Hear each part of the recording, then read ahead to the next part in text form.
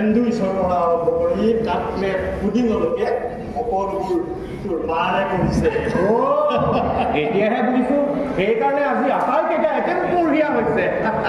কিনো কথাবোৰ কয়, শনিতা আৰু ধীৰাজৰাটো বাৰু যি কয় কওক, কিন্তু সেই বুলি ৰঞ্জনৰ কথাটো তোমাৰ ইমান লাজ লাগে। ৰঞ্জনটো আমাৰ ঘৰৰে।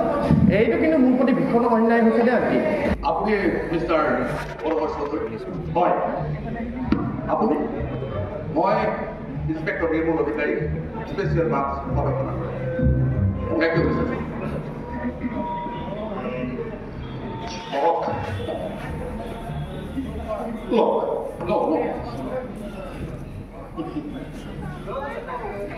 আপুনি বোধ কৰোঁ স্মক নকৰে। কৰোঁ, কিন্তু অংশী মই আপুনি সদৰ থানালৈ নতুনকৈ আছে নহয়? হয় নতুন। মই ইয়ালৈ অহা 5 দিন। তাকেই ময়ো শুনিছোঁ।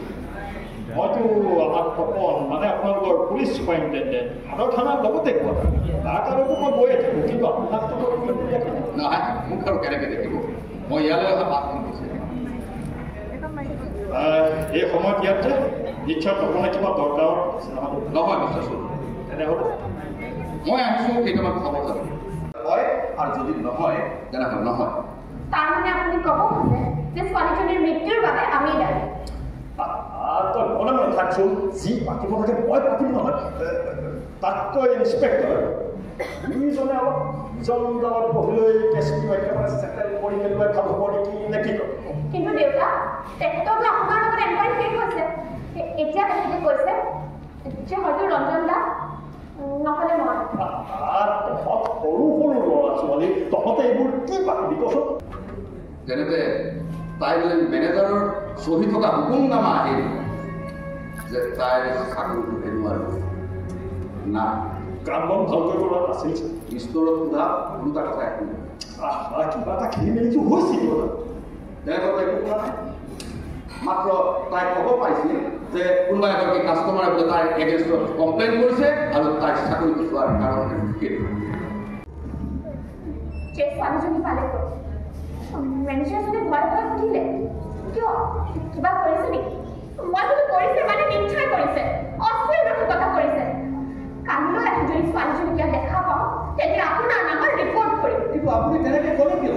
আপুনি বিশ্বাস কৰক ইন্সপেক্টৰ, খবৰ পিঠাবোৰ মোৰ একদমেই ঠিক নাছিল। কিন্তু তাই এনেকুৱা কি কাম কৰিলে যে আপোনাৰ মগজটো ঠিক হৈ গ'ল?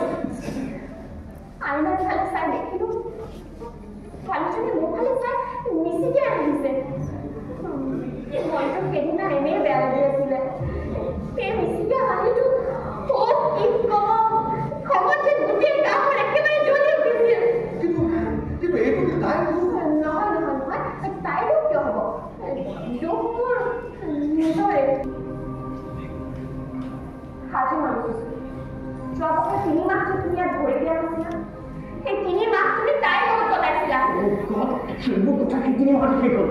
তাৰপিছত ইমান বোৰ দিন হৈছে, আজিলৈকে কাইলৈ মোক কোনো দেখা দেখি হোৱা নাই।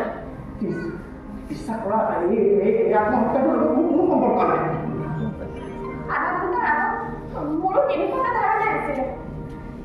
ভাবিছিলো এই ঘটনাটোৰ লগত মোৰ কোনো সম্পৰ্ক নাই। সেই সম্পৰ্কটো নাই, কিন্তু প্লিজ এইবিলাক কথা ইন্সপেক্টৰৰ আগত কি কথা? ছোৱালীজনীক যে তুমি চিনি পাইছিলা সেই কথা?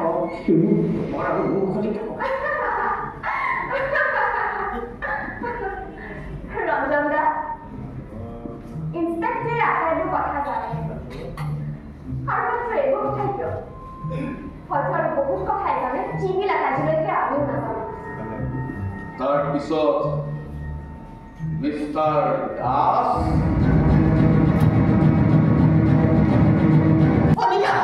মা, সেইবোৰ কথা লোধাত কৰি লাভ কি?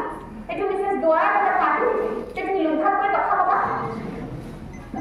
নহয় মানে ইন্সপেক্টৰ দাদাই আজি 6 বছৰ ধৰি ইউজ কৰি আৰু বেছ নিয়মিতভাৱেই কৰিছে।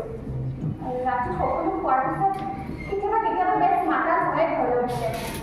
মানে মই লোৱাৰ ৰাখি দিওঁ যে কেতিয়া নহয় মিছা কথা বাৰু ৰঞ্জন, তুমিয়ে কৈছা ধীৰাজে মন খায়। নহয় মানে আমি মোৰ চকুত তেনেকৈ কৰা নাই, কিন্তু বাহিৰৰ পৰা যি শুনিছোঁ তাৰ পৰা অনুমানেই কৰিব পাৰিছোঁ।